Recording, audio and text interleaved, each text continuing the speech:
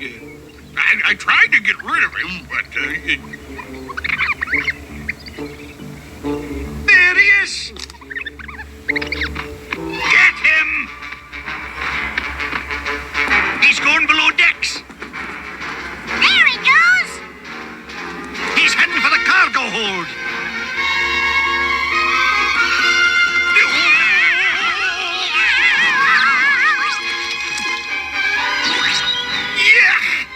This started out to be such a good day. None of this would have happened if we hadn't gone fishing. Looks like it was a good day for it. There he goes. After him. Did you see him? Yes, Uncle Scrooge. Get him. I'll handle it, Mr. McD. Aha.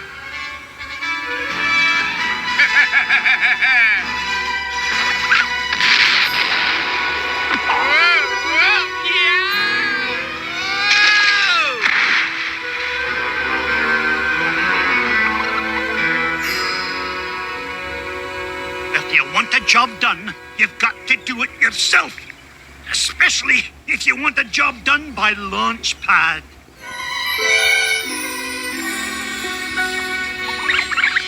Ha! Try to run now, you little rapscallion.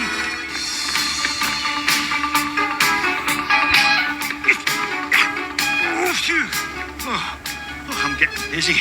I've got to sit down.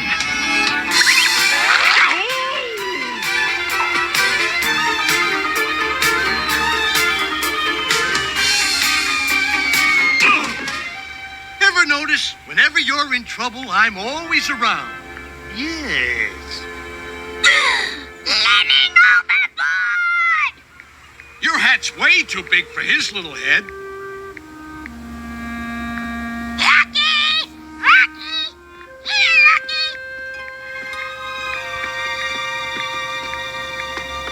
Pardon me, sir. Have you seen a lemming wearing a locket? Nope, our lemmings don't wear jewelry, just fur coats. Wow!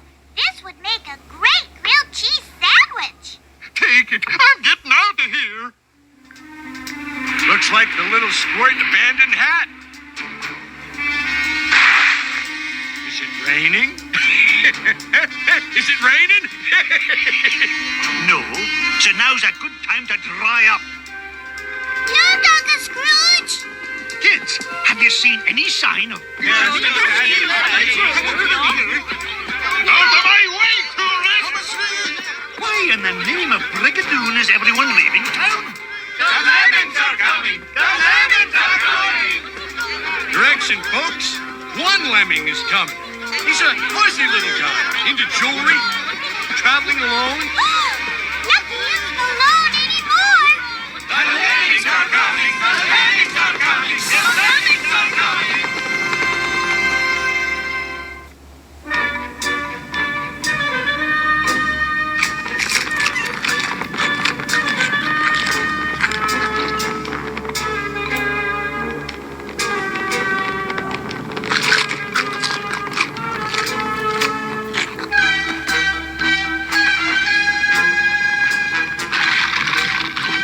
What do we do, Uncle Scrooge? What all brave ducks do when outnumbered, kids. Hightail it out of here. My solution is slightly different. Run!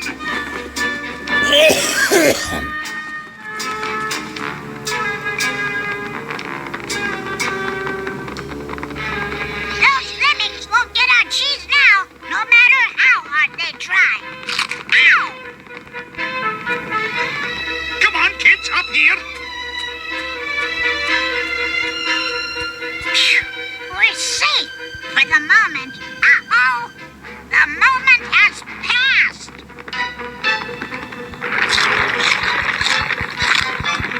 We're gonna crash. You should be used to it by now.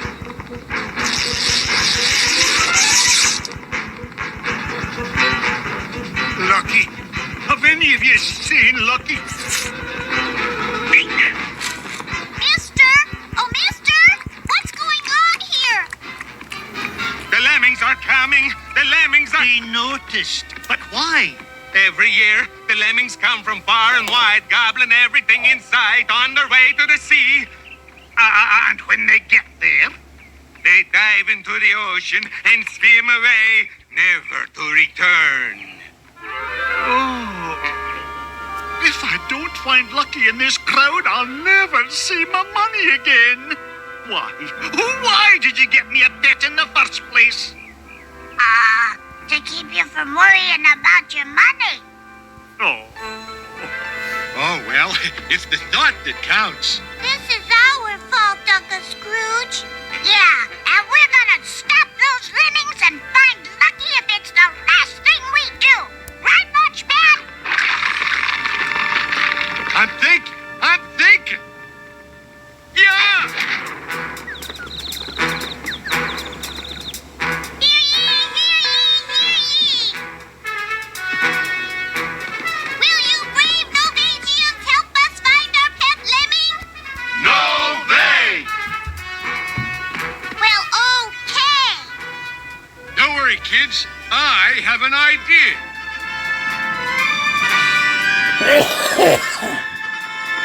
If those lemmings want to jump in the ocean, we'll just have to fight water with water.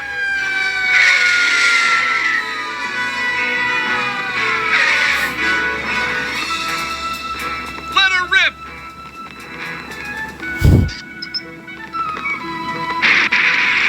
As usual, Launchpad McQuack is on top of the situation. This time the situation is on top of you. Surf's up!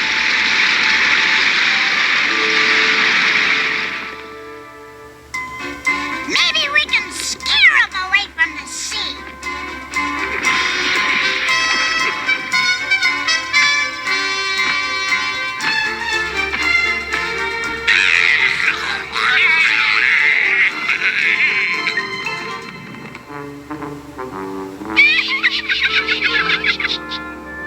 Oh, they just think these masks are funny.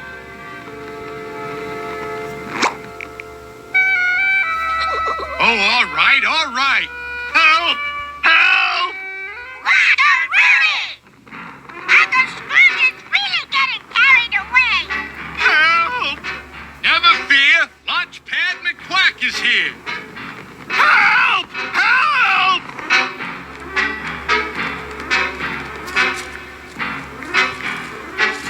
Yeah! We'll save you, Uncle Scrooge! By the skin of your teeth.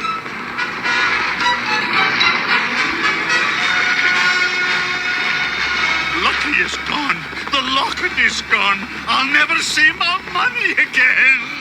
It could be worse, Mr. McD. You still got me. Luckily, I work for you. So you'll probably see me every day for the rest of your life.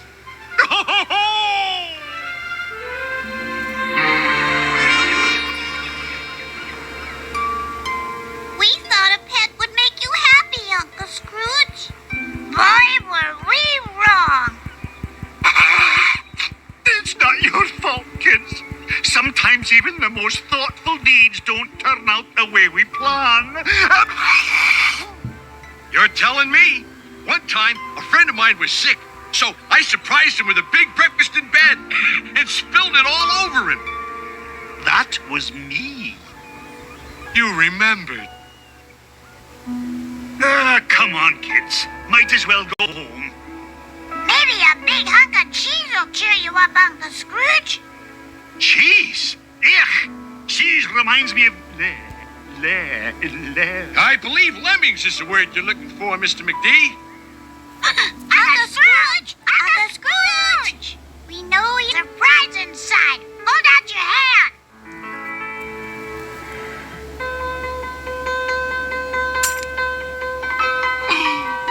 My locket! But how? Lucky! Like Barnacle Biff said, he's a smart little lemming. The only one smart enough to build a ladder to the cheese. More cheese, Lucky?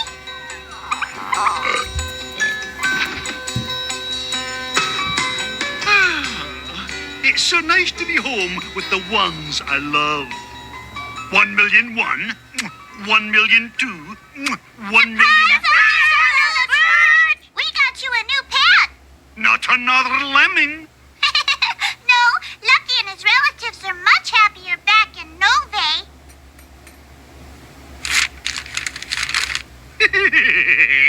Now this is a pet that's really me. A goldfish.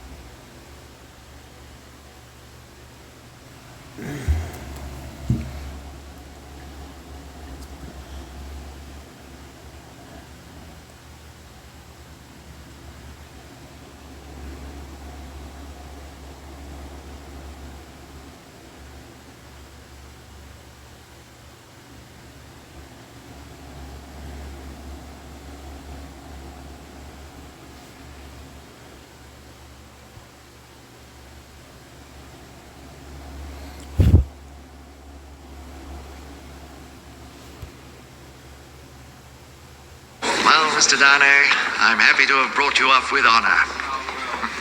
Indeed, sir.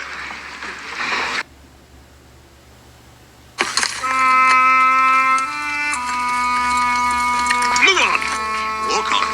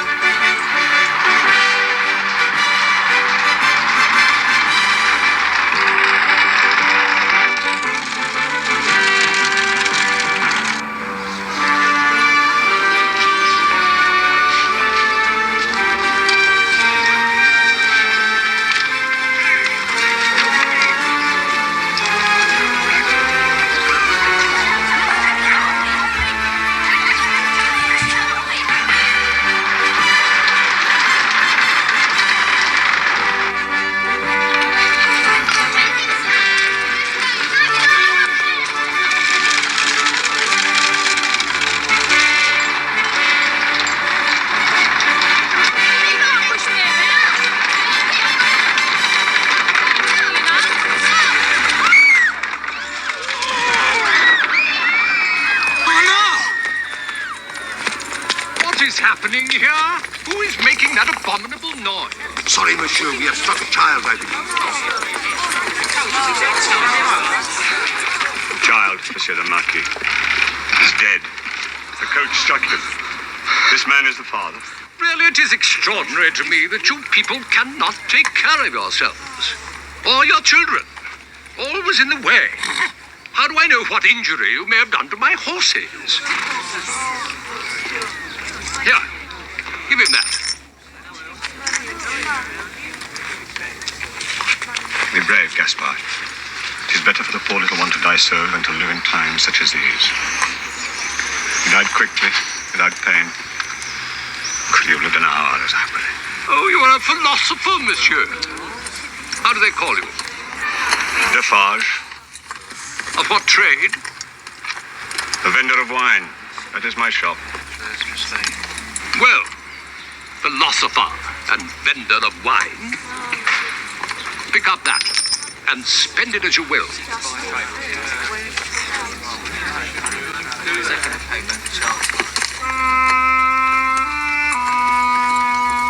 Move on. Walk on.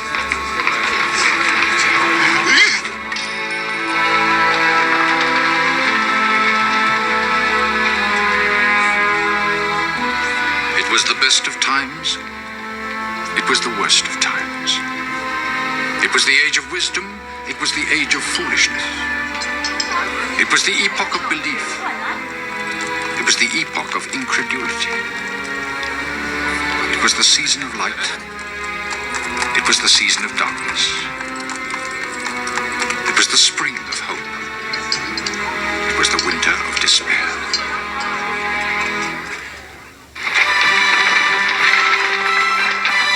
Royal George, Dover. Royal George.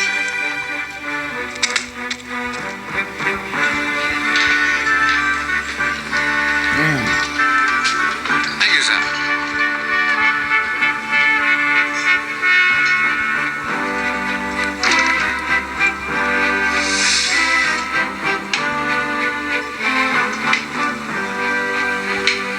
Good morning to you, sir.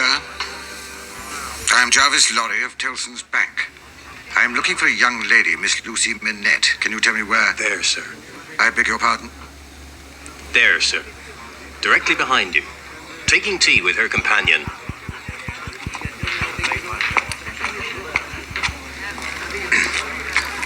Miss Lucy? Mr. Lorry.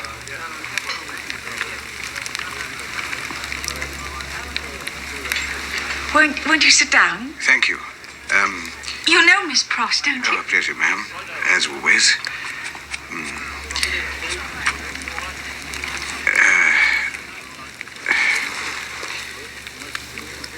What is this all about, Mr. Lorry? The letter said it was of the utmost importance. Quite true. Although I must confess it's such an astounding revelation that Indeed, I hardly know how to tell you. Is it something so dreadful? On the contrary, it's wonderful news. You were too young to remember, of course, your father being thrown into prison. At that time, any French nobleman could imprison any French citizen with no questions asked. Does this concern my father's estate? No, not his estate. He left you enough to live comfortably, as we both know. Miss Lucy. Courage, Mr. Lorry. Your father, my dear child, your father has been found. What? Alive. He was left to die in prison. He did not die. Where is he? He's been taken to the house of an old servant of his in Paris, a man by the name of Defarge. It is in this house, above a wine shop, that we can find him. Will you be able to leave with me on the packet boat tomorrow? Oh, Miss Lucy. Good heavens, look what you've done.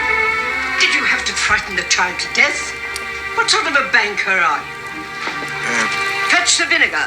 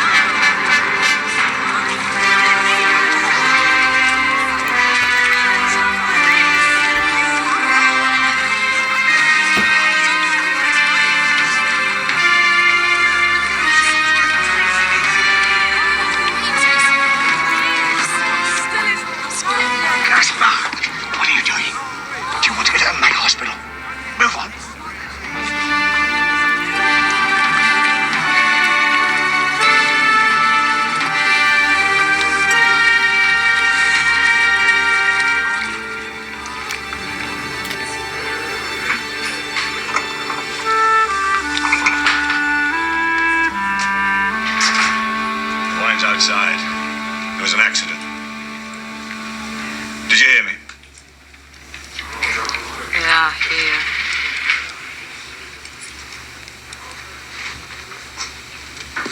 Monsieur Lorry, Indeed.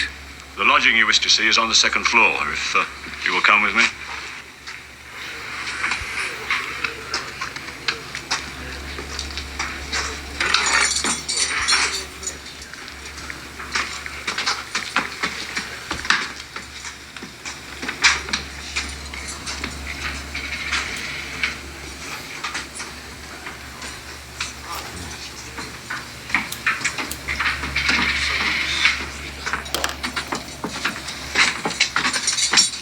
Is he alone? Alone? God help him, sir. Who should be with him? Is the door locked? Always? Why? Why? Because he's lived so long locked up alone in prison that he would rave and tear himself to pieces if this door were left open.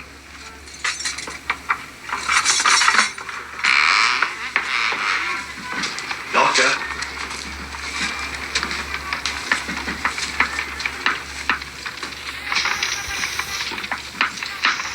Good day, Dr. Manet. Still hard at work, I see. Yes, I am working. May I let in a little more light, Doctor?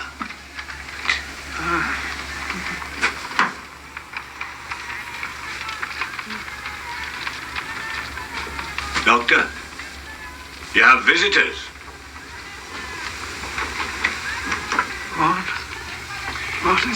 What is that? There is someone here to see you. Tell this gentleman what kind of shoes you make. The shoes?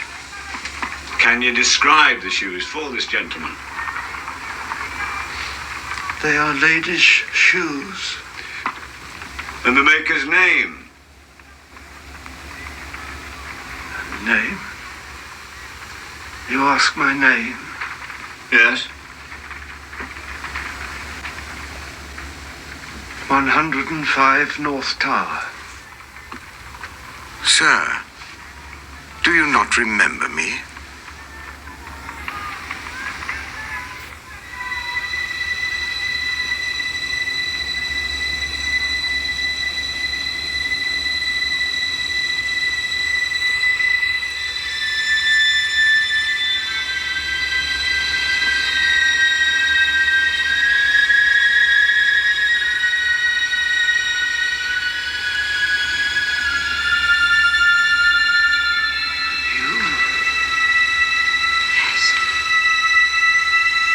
The jailer's daughter.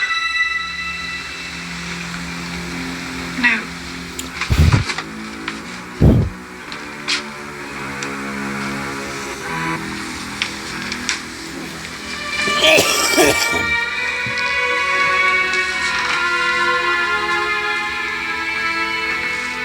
Who are you?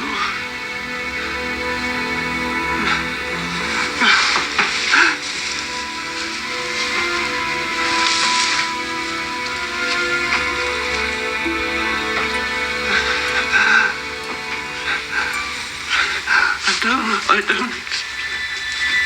What?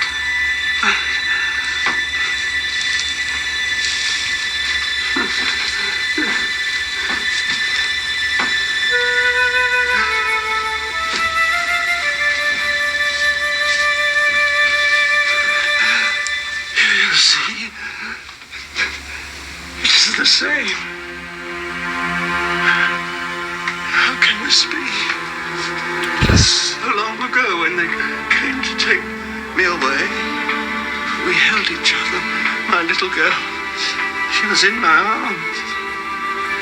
Then when I arrived at the prison, I found these on my sleeve and I've kept them ever since. How is this?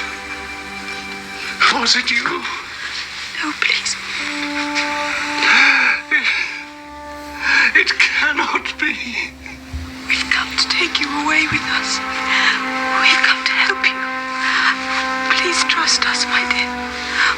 Please trust me. Oh, my dear, please trust me. Thank God I've found you. I've found you again.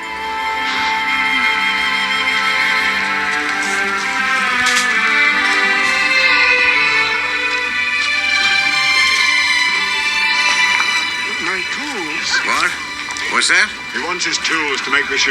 Oh. A moment, Doctor. I shall be right back. Shall we, Doctor?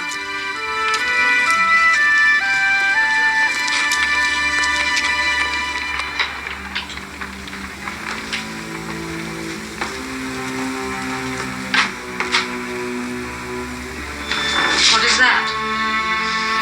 Some writings of his. A diary, perhaps. I'll put it in with his tools. No. Give it to me. You shall keep it here. Why? To read, you fool. Godspeed. To the barrier.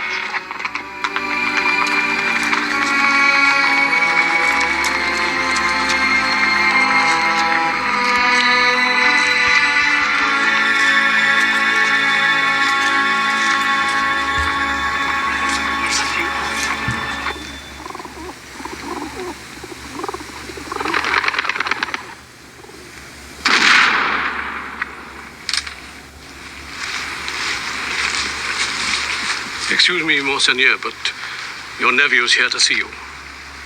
Well, what do you want? Be quick about it, I'm busy. I'm here to say goodbye. I'm leaving France. For how long? Forever. Monseigneur!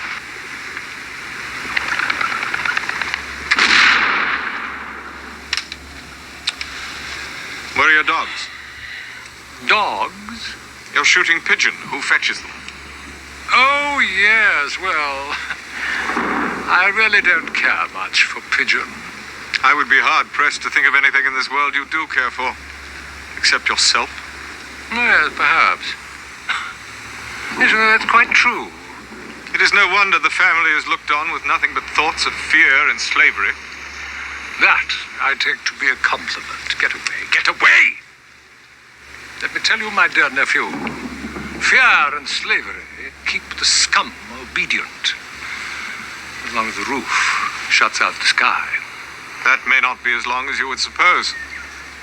The tide is turning. There's a new philosophy in the air. The people are going to rise up in righteous vengeance. Well, I shall continue to uphold the honor of our family, even if you will not. Honor? You can speak of honor. Sir, we have done wrong, and we are about to reap the fruits of that wrong. Never. In any case, I shan't be here to see it. France is your natural destiny. Accept it or be lost. I regret to say that France is already lost to me now. A wilderness of misery and ruin. I'm going to live elsewhere. By what means? By my own labor. Really? Where? England. I dare say if I stay here any longer, you might contrive to have me put in prison. Indeed. Would that I still had the power. Goodbye, Monseigneur. I hope never to see you again.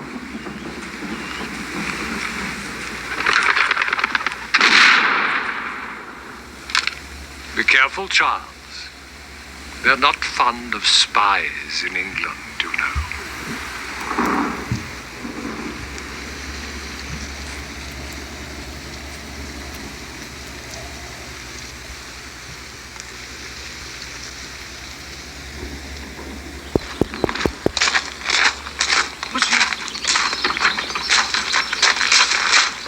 Monsieur, I beg you, take me with you to England. I can't work here any longer with him.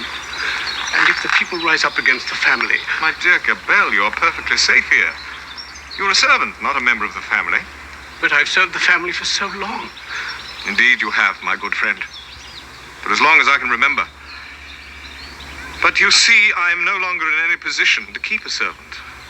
I must try to make a living for myself. I am sorry, Gabelle. But you have my promise. My sacred promise that no harm will ever come to you. Goodbye, my good friend.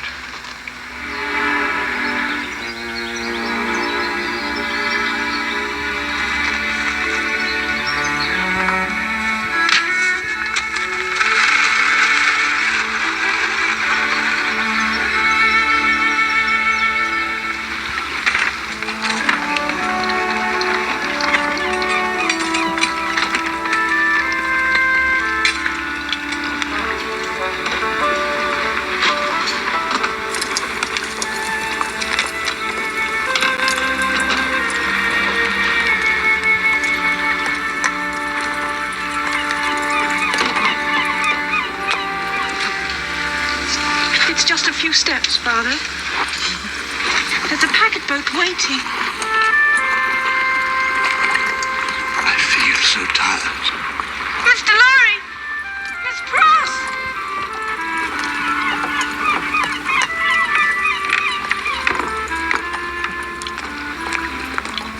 May I be of any help?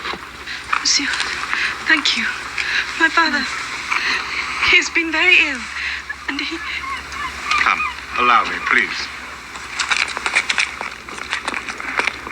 Ah, there you are. I've taken Miss Pross safely aboard. Mr. Lorry, I'd like to introduce... Darnay, Charles Darnay. Your servant, sir. If I can be of any further assistance, please call upon me. Oh, Here, let me so take it. kind, Monsieur. Thank you. Come along, Doctor. Come on, you can trust me. Turn around. That's it. Right, one foot up. Yes, that's it. One step at a time.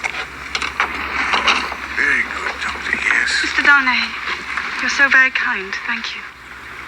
If I can be of any further assistance...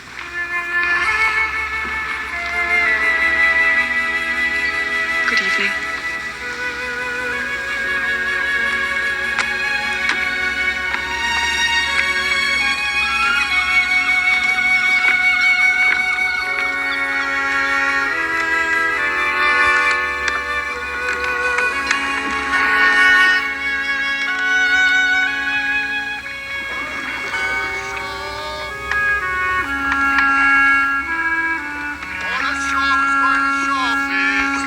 With these papers, I relinquish all of my property and my titles here in France. We shall see that they are delivered to the proper authorities, monsieur. Godspeed and a safe journey. Goodbye, monsieur. Come.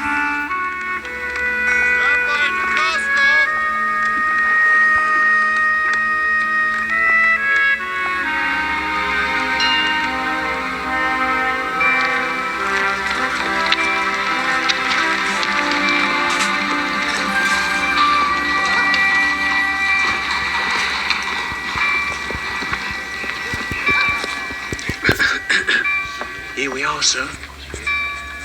Thank you, Jerry. I'm not looking forward to this. It's a sad business. It is, sir.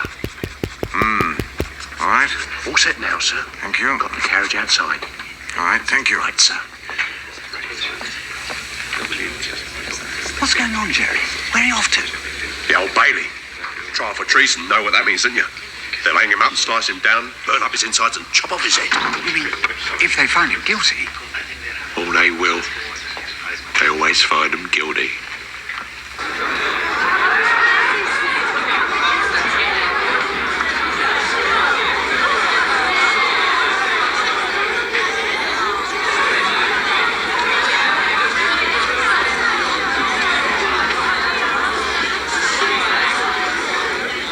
The prisoner is charged with being a traitor to our Lord the King by reason of his having assisted the French King Louis in his wars against England in North America.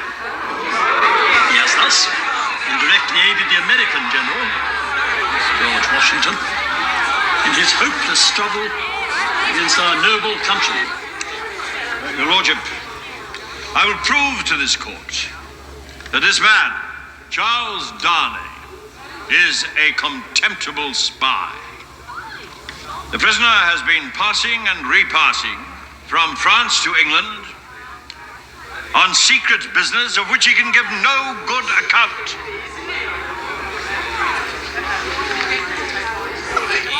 Stephanie. Good God, man, there's a trial going on here. Get hold of yourself. Late night. Sorry.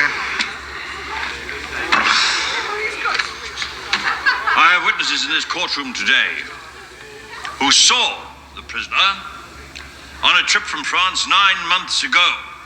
It is my information that they saw the prisoner confer with fellow conspirators on a packet out of Le Havre.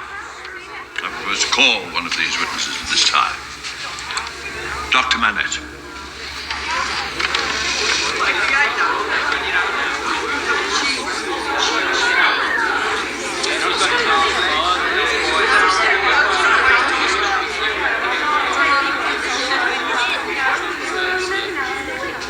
Manette, can you identify the prisoner as your fellow traveler returning from France? Unfortunately, I was recovering from a long illness at the time. My mind was a blank, you see, for a long period. And I can only thank a gracious God now for restoring my faculties once again. Once again, can you identify the prisoner? No. Were you traveling alone? I was accompanied by Mr. Jarvis Lorry and my daughter. Thank you. I now call Miss Lucy Manette.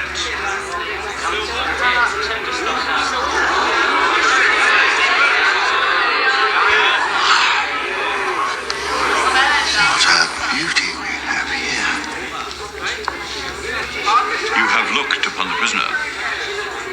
Yes, Speak up, please. I have. Did you not see this man confer with two other men aboard the packet when you returned from France? Speak up, please. We cannot hear you. Yes. I saw him. And were there not papers passed between these men that night? I saw papers. I could not hear what was said. Mr. Darnay told me. The prisoner? Prisoner. Yes. He was very kind to me and to my father. Very considerate. I do hope that nothing I say here today will repay him by doing him any harm. You may not wish to testify against the prisoner, Miss Manette, but be that as it may, is this the man you saw? Speak up! Yes. Thank you. Very good. I will now call upon Mr. John Barsat.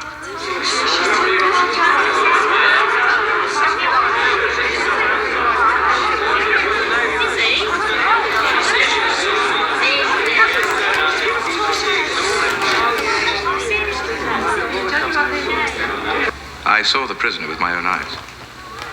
I watched him as he passed on secret information to two French gentlemen on 3 different occasions. You are absolutely certain that it was the prisoner here, Charles Darnay, who passed on this vital and important government information about our military strength to these spies? I am, sir. Would you, sir, be so very kind as to amplify your public-spirited gesture even further by telling the court in more detail about the events which surrounded the passing of this vitally important government information that evening? Yes, sir. I should be delighted. It was during the month of February that I had occasion to travel to France. Oh, what do you have, my wicked fellow? I'll have 2 crown, if you don't mind, please. But of course, the money first, always. He works for the French. Him. When I espied the prisoner. He's a paid The informer. prisoner in the dock. Real name, Guillermin. As I mounted the gang, Spies for the French everywhere. Nasty reputation. Just mention his real name, that's all. There was something odd You do that, and he'll suddenly forget what he's here for. Who paid him this time? Who knows? Someone in France. Doesn't matter. You want him to shut up? Mention his real name. Their air was decidedly conspiratorial. Then the papers were passed between them. The 2 Frenchmen disembarked, and the prisoner went to his cabin, where he stayed for the rest of the journey. I thank you for your testimony, sir. And I wish to commend you now in this courtroom for the noble and patriotic duty of coming forward to identify this traitor. Will add the defense for question witness. You may proceed. What do you live upon, sir? Property? What property? I can't precisely remember where. This information that you say you saw passed on, did you actually read it? Yes, sir. But I didn't study on it. Marked secret, you know. How much did you receive to give this evidence today? Nothing. Nothing at all to lay a trap for this prisoner? No. You swear to that? I do. My lad, I have no further questions of this witness. Oh, just one moment, my lad, if I may.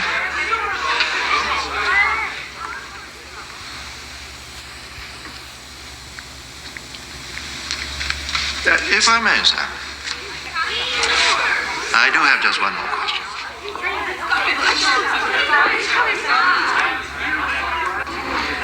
Tell this court that you're absolutely certain in your identification of this prisoner. Yes, sir. Have you ever seen anyone who looked like the prisoner? Not so much as I'd be mistaken. I ask you then to look upon my learned colleague here, Mr. Sidney Cotton. Mr.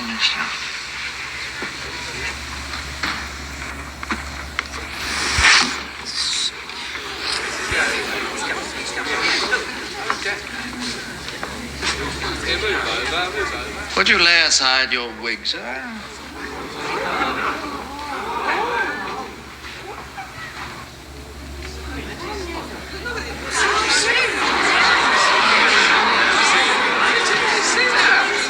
they not very much like each other?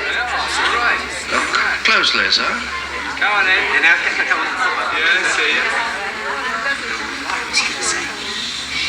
Well, yes, there's a certain similarity. But I'm not mistaken. The man I saw on the wharf was the prisoner, Charles Darnay. I should like to probe your memory a little further, Mr. Guilliman. Yes? Would you like a closer look, perhaps, Mr. Guilliman? The name of the witness is Bart, sir. Oh, yes, of course. Forgive me. Speak up, sir. Do you remain certain in your identification?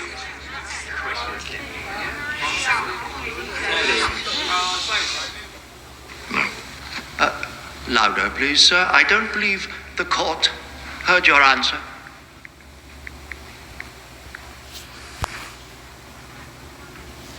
No. No! You can no longer identify the prisoner as the man you saw. Correct? It could have been someone else. Correct? Correct. Thank you, sir. I have no further questions of this patriotic witness.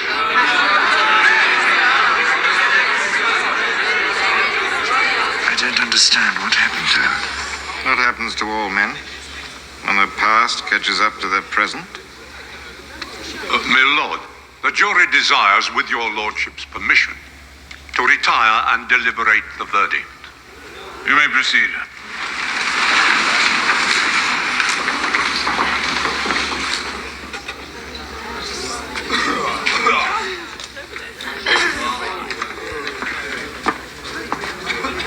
If I may inquire, Mr. Lorry, the young lady seemed quite distressed. How is she faring now? She's recovering, thank you. I'll tell the prisoner. He seemed to be quite concerned for her. Or perhaps you might tell him yourself? Well, but of course. A respectable bank gentleman such as you, it wouldn't do to be speaking to the prisoner in public, would it?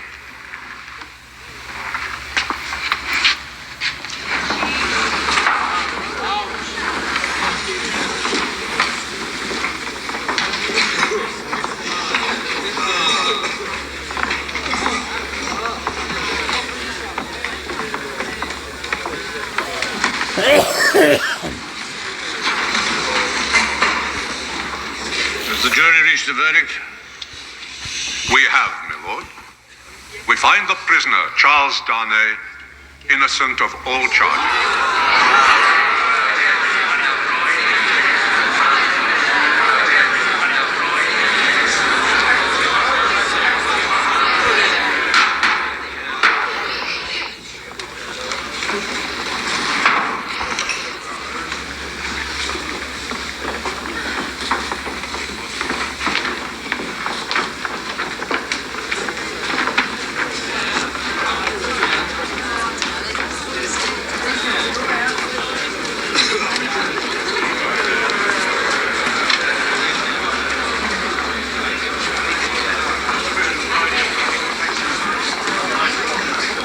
Mr. Darnay, I'm happy to have brought you off with honor.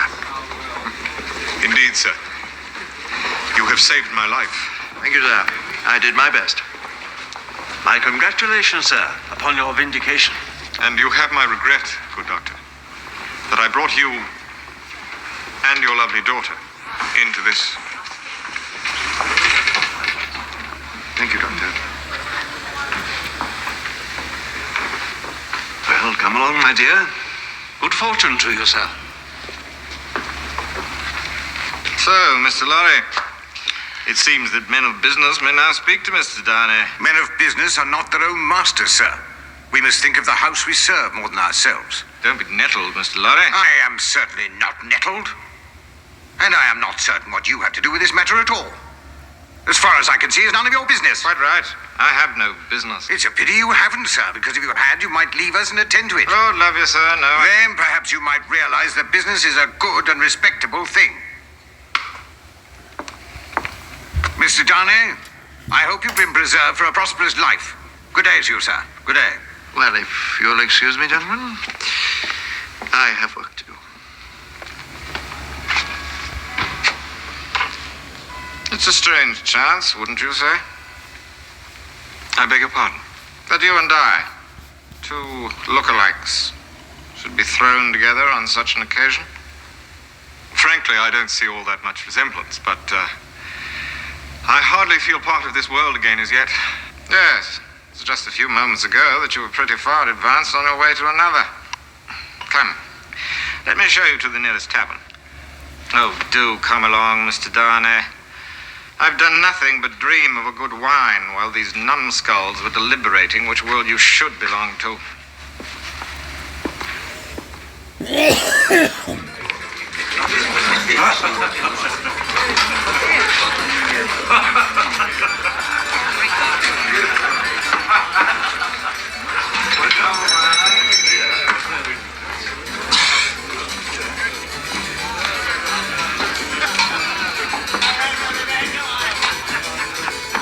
Drink up, Darnay.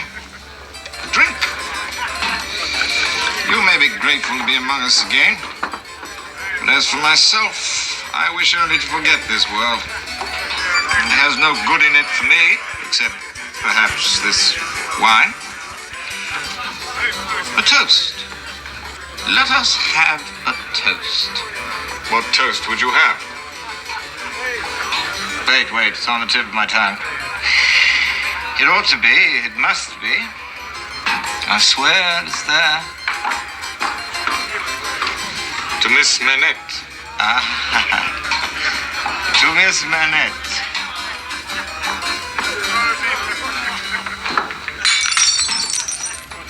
There's a fair young lady to hand to a coach in the dark. Yes. Tell me, how does it feel to be pitied by and wept